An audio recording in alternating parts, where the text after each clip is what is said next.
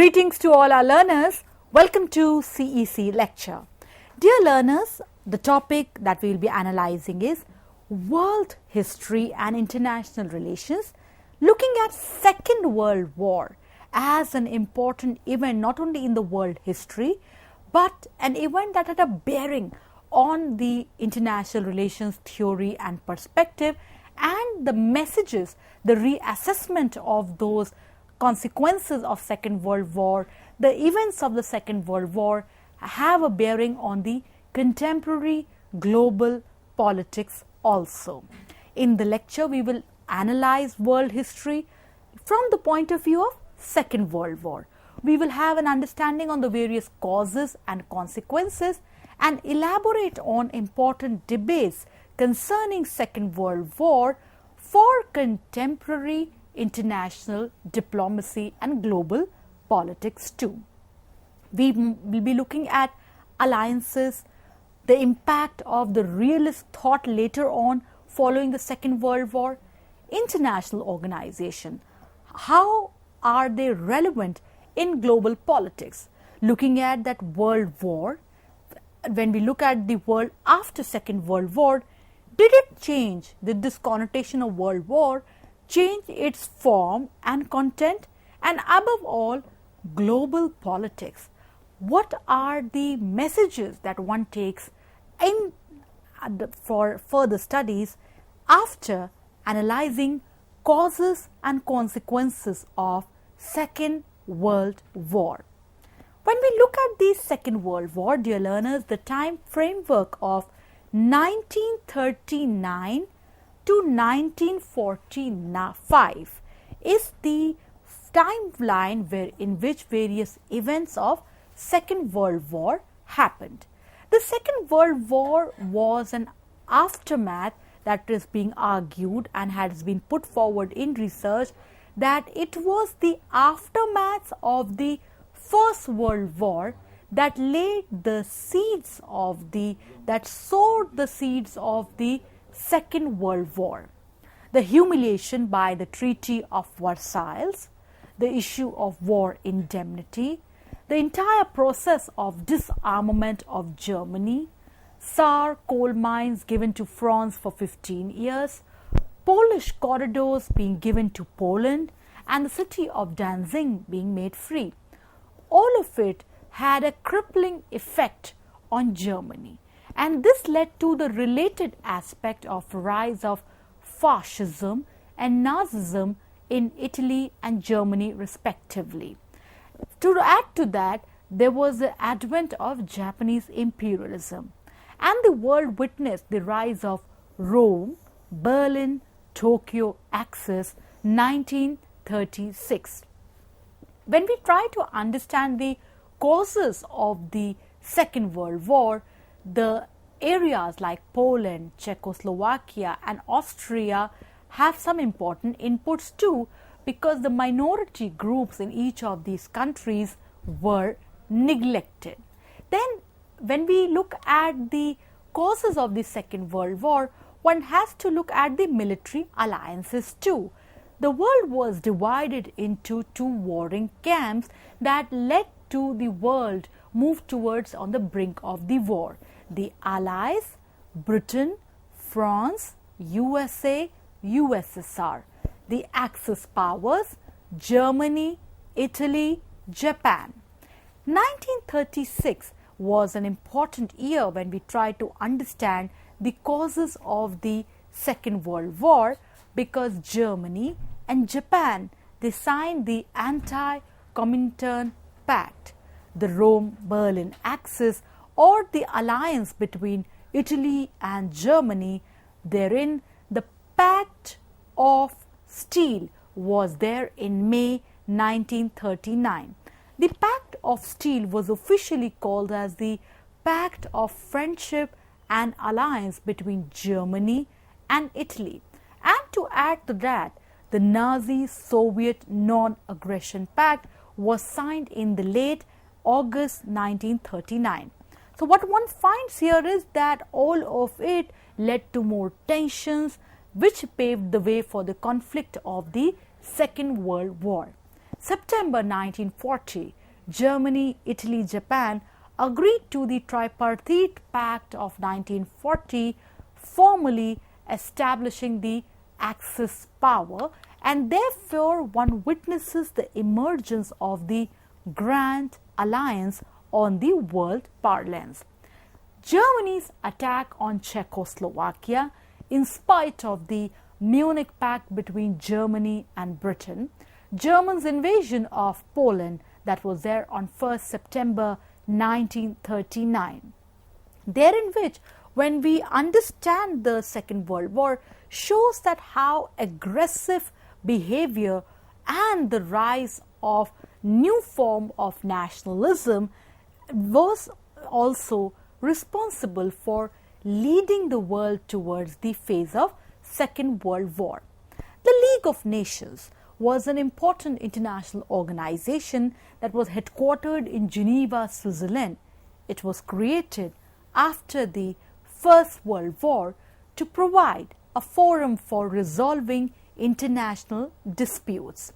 The general weaknesses within the organization, the incomplete representation amongst the world nations, United States' refusal to join the League, the abandonment of the League of Nations by Germany and Japan, crises like when Italy invaded Ethiopia in 1935, Albania in 1939, Japan invading China in 1937, all of it led to a scenario where world analysts argue that the failure of the League of Nations to prevent crisis was also one of the causes of the Second World War.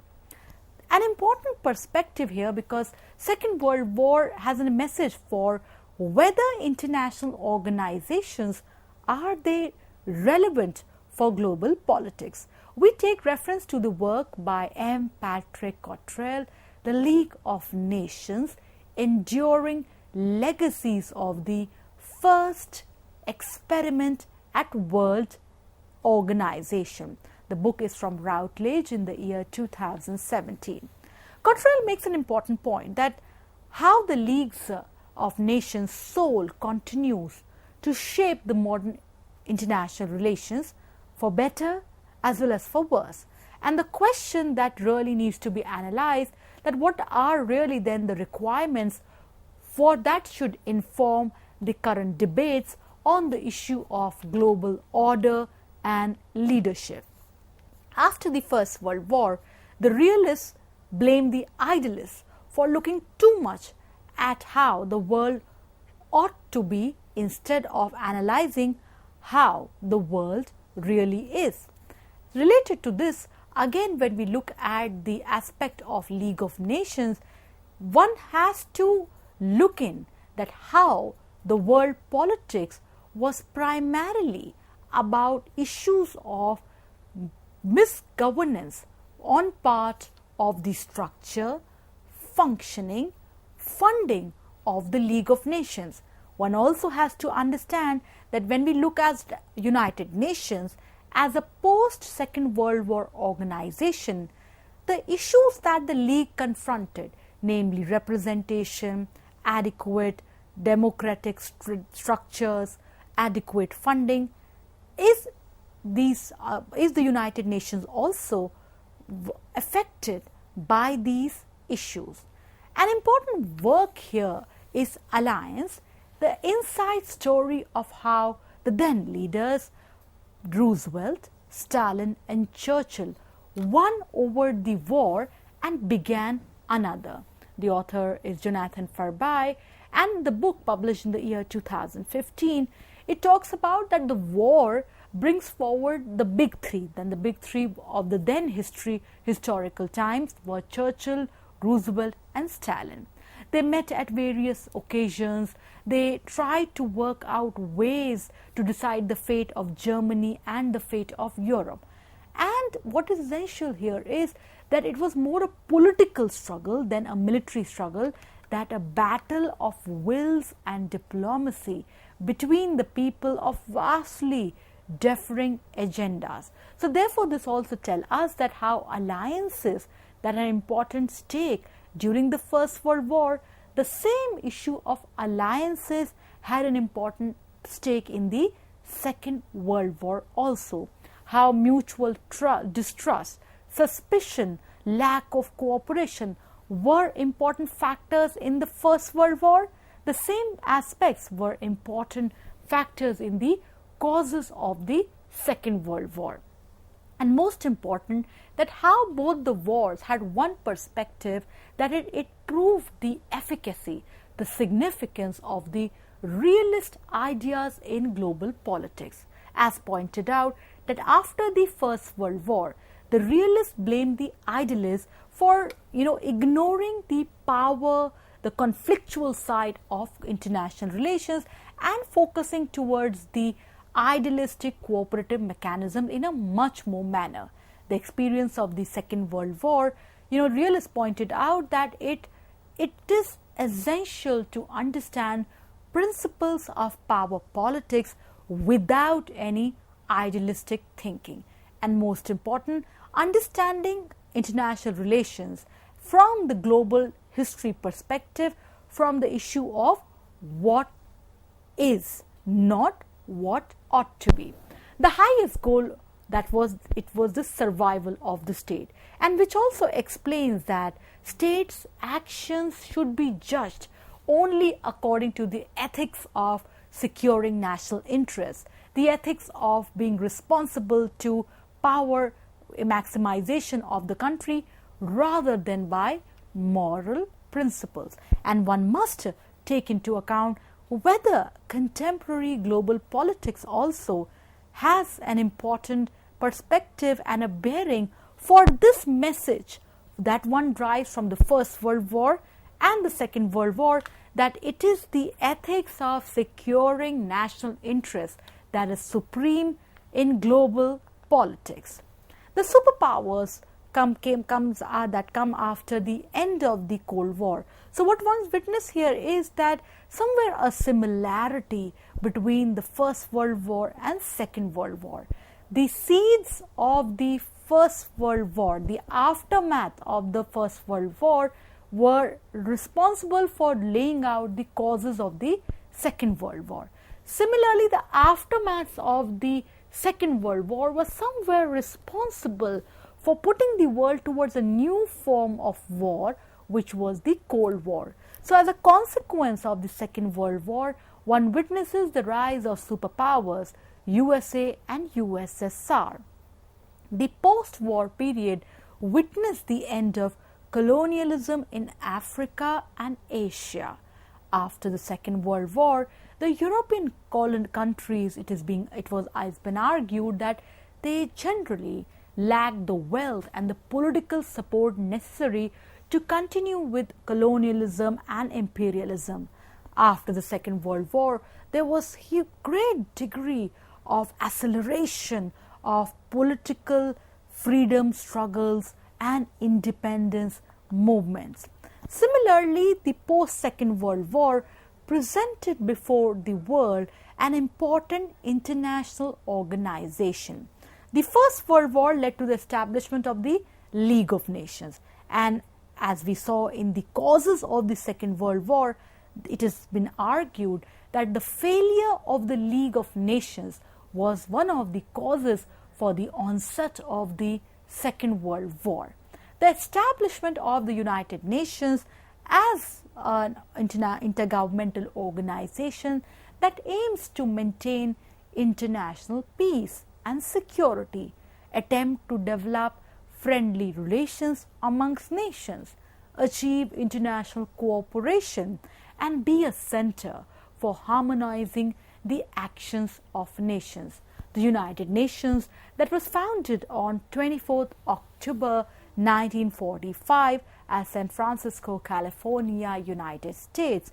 The issue that is there, one needs to analyze here is that whether the League of Nations, the issues that it faced, does the same degree or perhaps lesser or more degree of those issues do they confront United Nations today.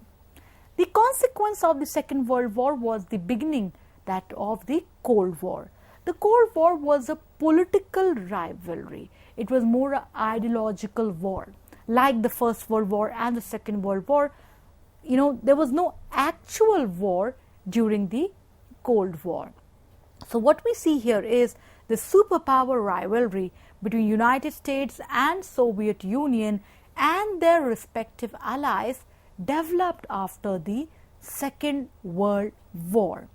An important consequence of the Second World War was the establishment of the Bretton Woods institutions, and this has a bearing and is related to the Bretton Woods Conference 1944. The Bretton Woods Conference, officially known as the United Nations Monetary and Financial Conference. It was a gathering of delegates from 44 nations that met together, if we go by the accounts of history, that is from 1st July to July 22, 1944 in Bretton Woods, New Hampshire, to agree upon a series of new rules for the post-Second World War international monetary system. And then it's also very essential that when we are, analyzing the consequences of the Second World War, herein we must factor in the issue of international organization in a detailed manner. See, what is being argued, and we take reference to elaborate this aspect further, is the article from CFR.org at the very significant occasion of the United Nations at 75, how to make it relevant again. So the article argues, and we quote, that unlike its predecessor, the League of Nations, the United Nations no doubt has endured. And when we look at the 75 years, the United Nations definitely played an important role in global politics, in peacekeeping efforts, humanitarian aid, securing peace and security, amongst others. And above all, it has been one of the most representative global multilateral institution. But today, when we look at that, the kind of litany of challenges the United Nations faces, like gross underfunding, perhaps issues of bloated bureaucracy, disunity, global power rivalry, geopolitical issues, amongst others. All of it were something, when we delve deeper into the points made by this article at CFR.org, the same issues were battled by the League of Nations also. And therefore, Second World War's consequences has an important bearing for contemporary global issue, that is efficacy of international organizations. Global governance demands that one has to look into issues of funding, issue of representation, issue of right coordination between the bureaucratic perspective and the democratic perspective represented by several modern nation states, issue of balancing out the geopolitical rivalry for any international organization to be successful. So therefore, dear learners, when we try to analyze Second World War, one also has to see that when we see that as a consequence of the Second World War, the world comes up with a multilateral system to manage global trade and finance. Today, in the post-Cold War era, there are arguments that trade and finance are the new weapons of warfare. Today, the world is witnessing the trade war between two superpowers, United States and China, and wherein which time and again there are arguments made for the need for globalization with a human face. And India has been very vocal about the aspect of reform multilateralism. So therefore, what we see here is that the consequence of the Second World War, once again, namely the establishment of the Bretton Woods Conference, has a bearing for contemporary global relations, therefore need for more democratization of global governance apparatus. The consequence of the Second World War, namely the Cold War, shows that how the nature of warfare changes over time. Cold War, which was more an ideological propaganda war. Today, new forms of warfare are there, from bio-warfare, from technology warfare, amongst others. And this, once again, has an important bearing on global governance, that is, it is national interest, power, the need to safeguard the security of the nation that is supreme in global politics.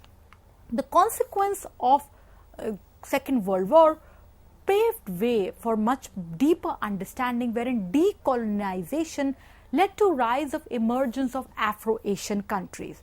Today, many of the Afro-Asian countries, after witnessing great freedom struggles, are important global powers. When we look at case study of India, which is an important global power, and today, as we're looking at a post-Cold War scenario, the world is looking upon these countries to pave way for leading and guiding the world. So therefore, it shows us that how the dynamics from Europe being the place of struggle during the Second World War to the war moving out to the entire globe with the rise of new forms of warfare like atom bomb, with the United States bombing Hiroshima and Nagasaki, development of new form of warfare, and later on Cold War taking it forward, and the end of Cold War proving that its multilateralism, United States is an important power with other new power centers, shows that how the ambit of global politics, the context of global politics is indeed dynamic, but amidst all this, it is the state's quest to secure the national interest that is supreme. And above all, states are the most important actor in global politics, which should be judged only according to the parameter of securing national interest. Dear learners, when we reflect on the messages of the consequences, the issue of alliances, the working of world leaders, and above all, that whether the international organizations need to be revamped to cater better to the challenges of global governance, the challenges of the world. So therefore, what we see here is that the world history from the time framework of 1939 to 1945 has some important bearing for further analysis, right from the humiliation by the Treaty of Versailles, rise of Germany, rise of Japanese imperialism, the Rome, Berlin, Tokyo axis, and how countries come up with the alliances, allies versus axis power. The Second World War once again proved that it was this mutual rivalry amongst countries that led the world towards the Second World War. The Second World War also needs to be seen that the contextual other forces, namely international institutions, and how their ineffectiveness led the world towards the Second World War. And when we are trying to look at consequences, one has to look at the enduring bearing of these consequences on the contemporary global reality, namely the issues that confronted League of Nations, whether the same issues are there in front of the United Nations. When we look at that, how there was superpower rivalry, has the idea of superpower rivalry changed in the post-Cold War? How the end of the Second World War led to a rise of the Cold War, and whether in the post-Cold War world the nature of warfare has it witnessed changes. All of this demand analysis, because consequences of the Second World War had an important bearing on international relations theoretical perspective also, wherein once again the realist ideas sustained and put forward the idea that it's the state that's the most important actor, national interest and power is supreme for any state, and above all, states need to be judged only by the ethics of securing national interest, of securing states' interest. So dear learners, the lecture on world history and international relations from the case study of causes and consequences of Second World War indeed needs to be reflected. The causes have to be understood in a deeper manner to understand that how mutual rivalry, tensions, suspicions put the world forward on the Second World War, and how, unlike the First World War, the Second World War came out to be a pan-world phenomena wherein the world witnesses right from China, Japan to United States, there was simmering up of tensions, and therein how the consequences of the Second World War has a bearing on contemporary global politics also. Dear learners, thank you for being with us for the lecture. We hope that you all gained some significant insights on the issue of world history and international relations, looking at it from the case study of causes and consequences of Second World War. Thank you.